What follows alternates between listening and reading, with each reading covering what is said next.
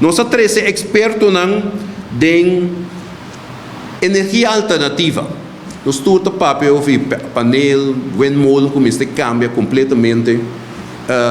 Tem um projeto de 32 milhões na web. Holanda está financiar. Pero nós queremos que está bom para nós vir com alternativa hidráulica. Nós temos lamang, nós temos waves, pois é ola, nós temos vento e nós vim com companhia que está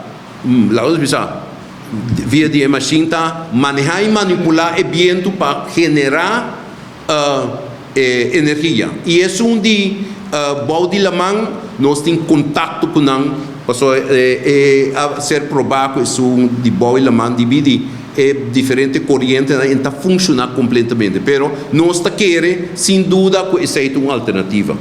Nós estamos a parte de comissão de determinação para HAF. Onde vai vir agora aqui, nós aduna opinião já arriba de. Nós estamos ativo no problema de zona de laguna. Nós trabalhamos de parte aí e nós visa a zona de laguna mester de atenção. E não podemos que não tem atenção, mas portar vai mais rápido. Esse aí, dentro do quadro de COP26, COP27, que é plataforma internacional de meio ambiente que cada ano tem, em outubro, uma conferência arriba e tema aqui.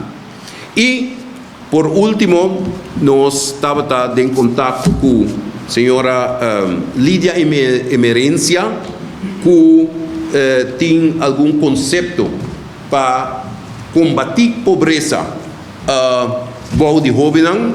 Nós estamos preocupados com o grande a trove, mesmo vinco é projeto de pensão para pensão general.